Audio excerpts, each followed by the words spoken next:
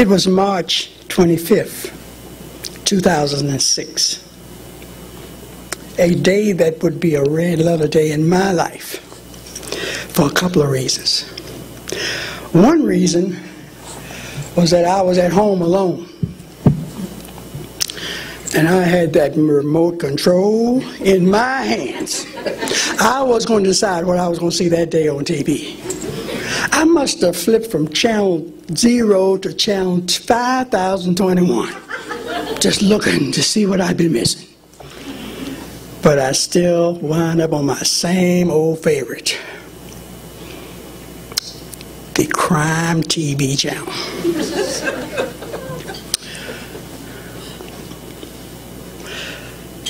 I was introduced that day to two things.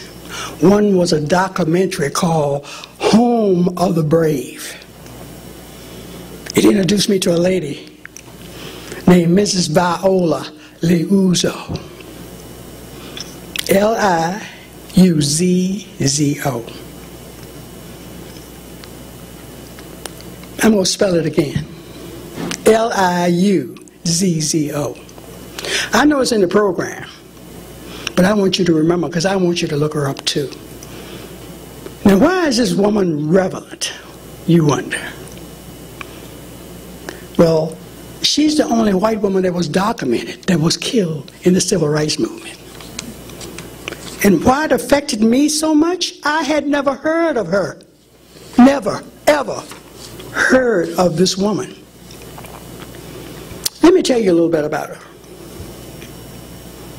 She was a wife,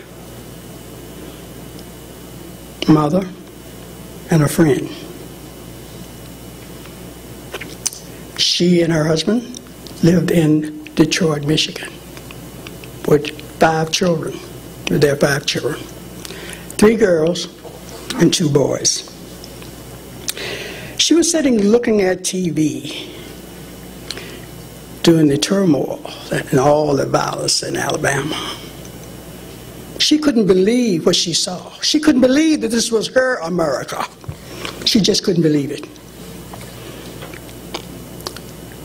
She was looking at that, and then she heard Martin Luther King say, "It's one thing to send your money. It's another thing to come yourself." With those words and those actions she saw, I believe she felt a need to move, to do something. Well, when she heard about this 4-day, 54-mile walk in support of civil violence, not violence, but the right to vote, when she heard about that, she packed her bag. She told her husband, "It is everybody's fight." That's when she got in that car and started that 1,000-mile drive. A few minutes ago, I told you that she was a friend. Her very best friend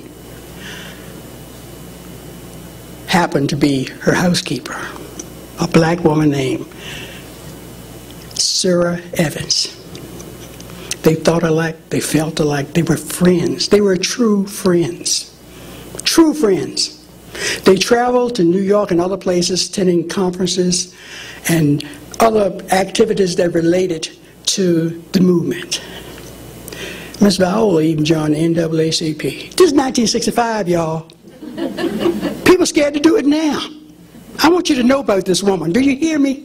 I want you to know about this woman. 1965.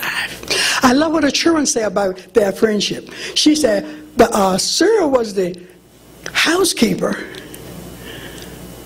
but her and Miss Viola did the work together. And then they would sit down, drink coffee, and talk. Yeah, they were real friends. The friendship was so deep that Miss Viola made Sarah promise that she would take care of her children if anything ever happened to her. That's how deep that friendship was. When Miss Viola got to Selma, when she got to Selma, she did whatever was needed. She's a humble woman. If there were people that need to be fed, she made sandwiches for the other volunteers. If they had children that need to be cared for, she took care of them. But she also took people back and forth to the polls to register to vote.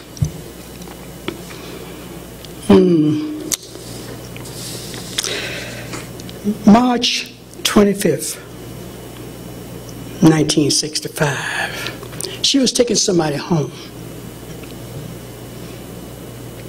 A car pulled up beside her on Route 81 in Selma, Alabama. Someone in that car pulled a gun and shot her in the head. Fortunate for her passenger, they weren't injured. She wasn't as fortunate. The story goes on. I decided I wanted to write a letter about this. I had to tell somebody about this. I had never known this woman. I didn't know her. Somebody had to tell people about this woman, so I'm going to write this letter. I know some of y'all have said the same thing. And if you haven't said it, you probably thought it. You heard something on TV, or saw something on TV, you heard something on the radio, you read an article in the paper. Say, I'm going to call that station. I'm going to contact that radio show. I'm going to talk to that editor.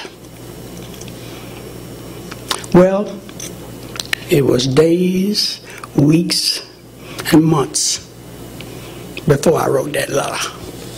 But I wrote it. And I don't know, I said letter, but it wasn't a letter. It was email. You know, it is the 21st century. Yeah, I wrote that letter. I had gone online and looked up two people who had filmed that documentary. I wanted them to tell how much it changed me, how much it made me feel the depth of the pain of what was going on down there. And I wanted to know from them how they felt making it, because I know it had to affect them. Something I didn't tell you. For almost 20 years, I've been doing a radio show. It's called Women on Point. WAP. Yeah, WAP, like the view. Yeah, we talk about a little bit of everything. It airs every first Wednesday of the month. Every first Wednesday. Still does. Well, I mailed that letter. I hit send on that letter the first Wednesday in July 2006. I hit send at 14 minutes past midnight. Because you see, something else I didn't tell you. When I sent that letter off, that email off, I had attached a program that applied to our radio show that night. And it was about 3 sheroes. The first black woman that ever got her pilot license, a Native American, and Miss Viola. And also, in that email, I had written that I would love for her children to know that Miss Viola was just as important in 2006 as she was in 1965. I wanted her children to know that. Strongly, I did. I wanted them to know it. Well, let me tell you. I went to bed. Got a little bit of sleep, got up the next morning. And as on all show days, my plate was full. I had work, I had errands, and I had a chiropractor appointment. So, when I got ready to leave work that evening, something told me to check my email. I checked my email and there was an odd name there. And that name didn't look familiar at all. So I opened the email and says, if you get this before the show, call me. And the number was there. My name is Murray. I'm Viola's daughter. For some reason, I forgot my back was hurting. I canceled that I canceled the chiropractor appointment. I got in the car, went to the studio, and called Murray on my cell phone. I decided not to call her while I was driving because I knew I'd be crying like a baby. And I would have been a hazard on the road. Totally a hazard. I just couldn't believe this. Well, I talked to Murray, and she had let her sisters know. She got the information. I found out that the people that produced that one man, one of the men that I sent it to, had sent it to somebody that got it to Murray. That in my letter, my email. Did I say, I believe in the power of one? Have I said that yet? I believe in the power of one. You and me, I believe in that power of one. Yeah, I do. Yes, I do. Well, I got to the station. I talked to Murray, cried, talked. Then I finally hung the phone up because it was time for the show to start. Got in the car, went in the station. The very first call we got says, "Hello, my name is Penny. I'm Viola's oldest girl." Have mercy. It was wonderful, y'all. The show was wonderful, the conversations. We had both girls on the line, and they told us about their mother's hopes, dreams, and desires. I learned so much more about Miss Viola. It is a powerful thing. It is a powerful thing. I checked my email at home the next morning. There was a letter from Miss Viola's baby girl, Sally. Sally once said that she had missed the show and she just wanted that we had a tape that we could send her so she could hear what went on. Now, I'm going to remind you, I tell you that Sir had promised that she would take care of Miss Viola's children. She did that. She moved in, stayed at the house 5 days a week with those kids, and she went home on the weekend. You hear me? Did I say they were friends? Did I mention that they were real friends, not just so-called friends, real friends? So what happened? I'm reminding you of that because what I'm about to tell you about Sally, I'm sure she would be just as hurt as Miss Viola. Miss Sarah would be just as hurt as Miss Viola would. Well, when Sally was 6 years old, she was stoned. S-T-O-N-E-D, in case you didn't understand what I said. She was stoned in Detroit by adults. You hear me? She was stoned in Detroit by adults that said, "Nigger lover's baby," to a child that didn't even know what was going on. 6 years old.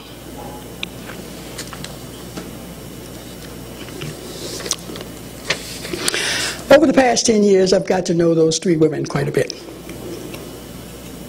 They've taught me a lot about their mother. But they also introduced me to something else, an annual event that happens every year, the first week in March. It's during the same time that the Bloody Sunday was going on. Some of y'all old enough to know what that is. And if you're not old enough, check Miss Viola's stuff out and you'll find out. But it's Bloody Sunday.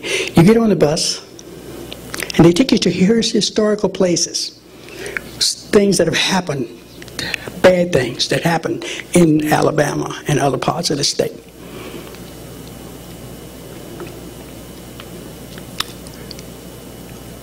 I have met one of the little girls, the only little girl that survived the bombing in that church.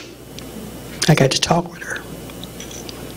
I met Mr. John Lewis, who was beaten in jail. And so many other local Alabama people that are sheroes and heroes. They matter. But the most important learning to me, after finding out about Miss Viola meeting her daughters, and meeting those other committed people in Alabama, was that it reiterated, it reinforced my belief in the power of one. In the power of one. And every day that we are confronted with conflict and injustice, we are offered a choice. Every one of us. We are offered a choice to either go to Selma or not go to Selma. That's our choice.